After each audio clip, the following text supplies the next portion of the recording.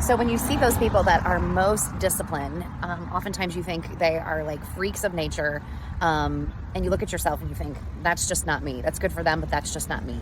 But guys, I'm here to tell you that that's not true. One of the things that we talk about a lot at DFIT is discipline over motivation. So motivation is great, right? Some days we all feel motivated, especially in the first of the year when we're building our New Year's resolutions and setting our goals for the upcoming year and looking at what we want to accomplish. And that's great because motivation is what typically gets all of us started. But what happens when that wears off? And inevitably it will. If you're going to make this a lifestyle, I can tell you that eventually motivation will wear off and you're going to look to say, what am I supposed to do now?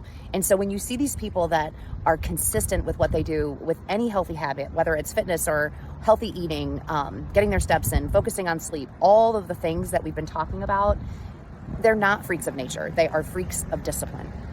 And so discipline for me is really about doing the things that I don't want to do when I know that I need to do them. And what I have found over the years is that the more that I do these things, the more it becomes part of who I am. It really is creating an identity, if you will.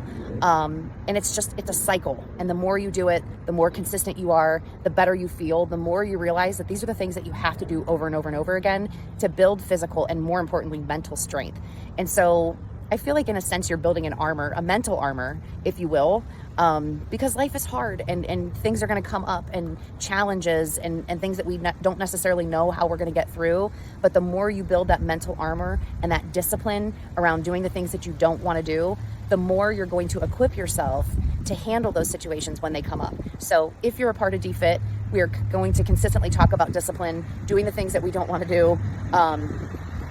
More importantly, when we don't feel like doing them, and that's where you're creating an identity and creating a lifestyle.